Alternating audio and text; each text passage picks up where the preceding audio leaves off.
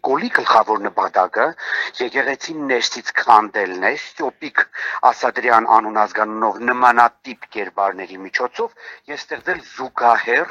եկեղեցի։ Քաղաքական դաշտում նոր լարվածություն է առաջացրել վարչապետ Նիկոլ Փաշինյանի վերջին հայտարարությունը։ Վարչապետը հայտնել է, որ մտադիր է բռնագրավել հայ առաքելական եկեղեցու այն եկեղեցիները, որոնք գտնվում են պետության բալանսին։ Հովանավանքը, ինչպես շատ այլ հուշարձաններ, կառավարության սեփականությունն է։ Շատ եկեղեցիներ անհատույց տրվել են հայ առաքելական եկեղեցուն, որտեղ հոգևոր կյանք չկա, երիտասարդ կեղծ մարդիկ դավադրություններ են կազմակերպում եւ գործում, կամ բոլոր իրավական եւ բարոյական հիմքերը այդ հուշարձանները հասարակությանը վերադարձնելու համար, ասել է Փաշինյանը։ Քաղաքագետ Գագիկ Համբարյանը սա համարում է որպես աննախադեպ միջամտություն եկեղեցու գործերին։ Ուրեմն այսպիսի խուլիգանություն իրենց թույլատրել են միայն հագահայ պետությունները, որոնց վերահսկողության տակ ժամանակին Հայաստան ընկել է։ Ասենք թե նույն Օսմանյան կայսրությունը, մի պահ եղավ նաև Ռուսաստանում 20-րդ դարի սկզբին, երբ որ բռնագրավեց հայ առաքելական Սուրբ եկեղեցու գույքը։ Համբարյանի խոսքով այսպիսի խուլիգանություն մենք դեռ չենք տեսել։ Վարչապետը պառակտում է ողջ հասարակությունը եւ օգտվում է այն հանգամանքից, որ մարդկանց մեծ մասը կրոնական առումով անգրագետ են, ասում է նա։ Մեր հասարակության կրոնական անգրագիտությունը գիտեք որն է, ասենք մարդիկ մտածում են, որ եթե ինքը Աստվածաշնչից, Սաղմոսներից մեջ բերում է անում, ուրեմն ինքը հայ առաքելական Սուրբ եկեղեցու հետևորդ է։ Գիտեք չէ, ես բազմաթիվ այդպիսի կարծիքներ եմ իմացել, ու այդ մարդիկ չեն հասկանում, որ ցավոք, բայց շատ դեպքերում Աստծո Քրիստոսի Աստվածաշնչից մեծ բերումներ եւ Սաղմոսներից մեծ բերումներ են անում հիմնականում աղանդավորները։ Իսկ այն որ Նիկոլ անհողը աղանդավոր է, ես բազմից եմ նշել։ Ինքը չի թաքցնում, որ ինքը աղանդավոր է։ Ես ընդամենը մի քանի փաստ բերեմ ձեզ։ 2019-20 թվականին արդեն վարչապետի պաշտոնը զբաղեցնող Նիկոլ անհողը իր Facebook-յան էջում տեղադրում էր կյանքի խոսք աղանդի քարոզիչ Վահե Պետրոսյանի քարոզները։ Դե չի կարող հայ առաքելական Սուրբ եկեղեցու հետևորդը աղանդավորական եկեղեցիների, բողոքական եկեղեցիների ուրեմն քարոզները տեղադրել իր էջում։ Համբարյանը հարց է բարձրացնում, ինչպես կարող է իրեն հայ առաքելական եկեղեցու հետևորդ համարող Նիկոլ Փաշինյանը իր էջում տարածել կյանքի խոսք աղանդի քարոզիչ Վահե Պետրոսյանի տեսանյութերը։ Եթե ինքն իսկապես հայ առաքելական եկեղեցու հետևորդ է, թող բացատրի, ինչու է իր էջում տեղադրում աղանդների քարոզիչների խոսքեր, ընդգծում է նա։ 2024 թվականի սեպտեմբերի վերջին Նյու Յորքում գտնվելով եւ ելույթ ունենալով ՄԱԿ-ի ամբիոնից Նիկոլ անհողը կրկին մեջբերումներ արեց Սուրբ գրքից, որը չզարմանաք բացարձակ չէր համապատասխանում հայ առաքելական Սուրբ եկեղեցու Սուրբ գրքի թարգմանությանը։ Ստուգաբանությամբ պարզվեց, որ այդ ձևաչափով թարգմանությունը ընդունված է կյանքի խոսք, Եհովայի վկաներ եւ այլ աղանդավոր ուրեմն կրոնական կազմակերպությունների կողմից ուրեմն թարգմանված Աստվածաշնչի տարբերակում։ Օրինակ դուք չեք տեսնում, որ ասենք իր 3 դուստրերն էլ կոնկրետ կյանքի խոսք աղանդի ներկայացուցիչների հետ են անընդհատ։ Վերջերս գիտեք, ոսկեվազի այդ հայտնի ուրեմն զբոսաշրջային վայրում տեղի ունեցավ հարսանիք։ Կյանքի խոսքի աղանդի ներկայացուցիչներն էին, ճիշտ է։ Մարիամ Փաշինյանը եւ մյուս քույրիկն էր իրա։ Շուշանն էլ էր եկել։ Երկու քուրով այնտեղ հարսնակույր էին։ Դուք հիշում եք սոցիալական ցանցերում տեղադրված էր տեսանյութ, որտեղ այն փոքր երեխան, Արփի է, չէ՞ դրա անունը, նստած կյանքի խոսքի աղանդի ներկայացուցիչների քարոզներ լսում։ Այդ նույն Շուշան Փաշինյանը չէր, որ հայտնի մի հատ կյանքի խոսք աղանդից բլոգեր կա, TikToker կա, այսինքն։ Դրա հետ պարում էր, դրա թիմի հետ։ Քաղաքագետը համոզված է, վարչապետի գործողությունները միտված են հանրային ուշադրությունը շեղել այլ խնդիրներից։ Փաշինյանը փորձում է նոր հակադրություն ստեղծել հասարակությունն ընդդեմ եկեղեցու։ Երբ տնտեսական ու քաղաքական ճգնաժամերն աճում են, նա սկսում է հարձակվել այն կառույցների վրա, որոնք դեռ վստահություն են վայելում ժողովրդի մոտ։ Նշում է Համբարյանը։ Հարց եմ տալիս։ Հայոց եկեղեցու պատմություն առարգան ինչի դուրս բերվեց դպրոցական ուսումնասիրությունների ցանկից առարգաների։ Այդ հեքիաթները, որ իրանք միացրել են այդ առարգան հայոց պատմությանը, բացարձակ սուտ է։ Այդ ծավալով միացած չէ։ Հիմա շողակաթ հեռուստաընկերություն են փակում։ Ինչու՞։ Ինչ հիմա շողակաթ հերոստանգերությունը Գարեգին երկրորդը չի բերի իր հոր տնից։ Դա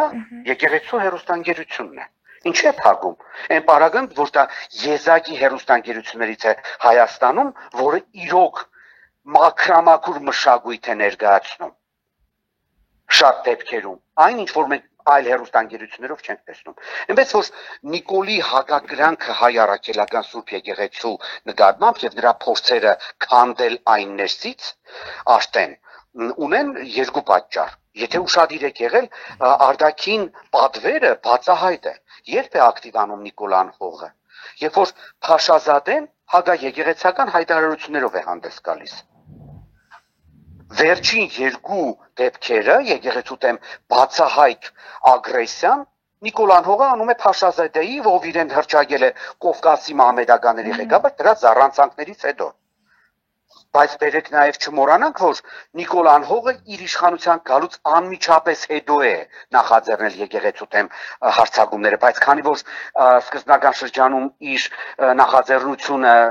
հաջողություն չունեցավ, ինքը հրաժարվեց բացահայտ ցույց տալու, որ այդ ամեն ինչի հետևում ինքն էր կանգնած։ Հիմա արդեն ինքը ուրեմն ունի կոնկրետ պատվեր։ Արցախը հանձնեց, Հայաստանը կոտրել է, ստորացրել է, քաղաքական դաշտում մարգինալացում է ծայրից ծայր, ինչ ուզում անում է, ընդդիմությունը ոչինչ չի կարող անել, բացարձակ։ Դրսից հովանավորությունը ունի, ինքը բոլորին ձեռնտու է բացի հայ ժողովրդից եւ Հայաստանից։ Ինքը ձեռնտու է եւ Մոսկվային, եւ Վաշինգտոնին, եւ Բրյուսելին, եւ Փարիզին, եւ Լոնդոնին, եւ Անկարային, եւ Բաքվին, եւ Թեհրանին, որտեղ ինքը բոլորի ցանկությունները կատարում է։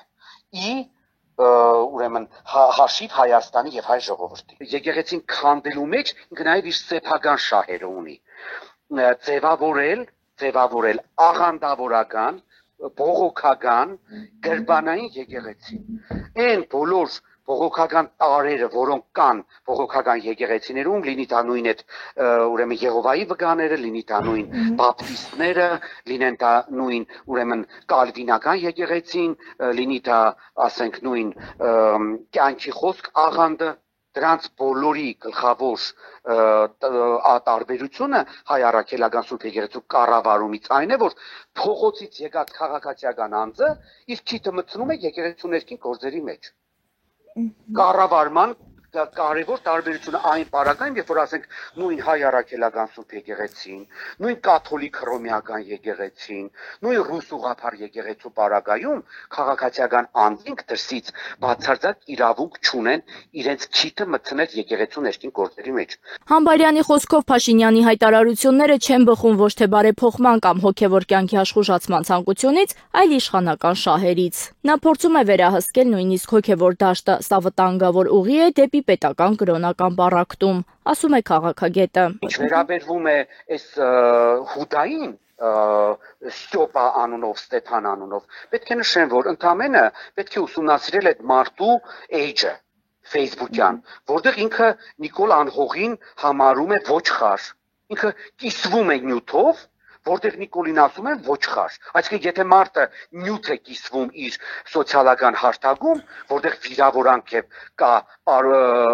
Հայաստանի ղեկավարի հասցեին, ուրեմն ինքը կիսում է այդ կարծիքը, ճիշտ է։ Իսկ հիմա ինձ հետաքրքրում է, ինչ պարագայում կարող է մարդը իր կարծիքը ինչ որ մեկի նկատմամբ կտրուկ փոխել։ Երկու դեպք կա, երբ որ նրանք կաշառում են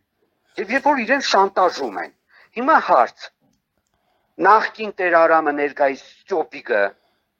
ինչպես դարձավ նիկոլական։ Ընդամենը մինչև անցյալ տարի ինքը հագա նիկոլական էր։ Ավելին ասեմ, ինքը Նիկոլին վիրավորում էր։ Մարդ, որը բարոյական, հատկապես քրիստոնյային բնորոշ արժեք չունի, ստախոս է։ Ուրեմն Արաքածոտնի թեմի առաջնորդ Տեր Մկրտիչ, չէ՞, ճիշտ եմ ասում։ Տեր Մկրտչի ուրեմն կալանավորման օրը, երբ որ ԱԱԾ-ն եւ քննչական կոմիտեն մտան Արաքածոտնի թեմ, ինքը լկտիաբար ուրեմն կեղծ տեղեկություններ էր հաղորդում, որ իրեն չեն հարցաքննել։ Այն պարագայում, երբ որ հետագայում լրագրողները պարզեցին, որ ինքը հարցաքննվել է։ Եվ իր հարցաքննության հիման վրա են, այո, բողոքը եղել է Դանիել Իոնիսյանից, բայց իրան հարցաքննել են եւ այդ հարցաքննության հիման վրա են մտել Արագածոտնի թեմ։ Նրա խոսքով պետք է հարց տալ, ինչ են դրել Նիկոլի առաջ թուրքերը, եթե նա ուզում է վերարտադրվել, ապա ինչ պարտավորություններ է ստանձնել Էրդողանի եւ Ալիևի առաջ։ Հայ ժողովուրդը պետք է մտածի, ինչ է խոստացել Փաշինյանը մեր թշնամիներին, ասում է Համբարյանը։ Երբ որ Նիկոլան հողը ուրեմն հայտարարում է, որ կրճատում է բանակի ֆինանսավորումը, այն պարագայում, երբ որ ասենք Իրանը ավելացնում է բանակի ծախսերը 200%-ով, Ադրբեջանը շարունակում է ավելացնել իր բանակի ծախսերը եւ Իլհամ Ալիևը հայտարարել է, որ 2026 թվականի պետական բյուջեում բանակին հատկացվելու է աննախադեպ գումար Ադրբեջանի ուրեմն երրորդ հանրապետության պատմության մեջ։ Կրճատում մենք, հասկանում եք, եւ երբ որ մեր հասարակությունը այնքան անկրագետ է, որ չի հասկանում, որ Նիկոլը կատարում է այդ պատվերը, սա արդեն մեր խնդիրն է։ Եկեղեցին մեր ինքնության մի մաս է, եթե այն հարվածի տակ է, ուրեմն վտանգված է նաև պետությունը, եզրափակում է քաղաքագետը։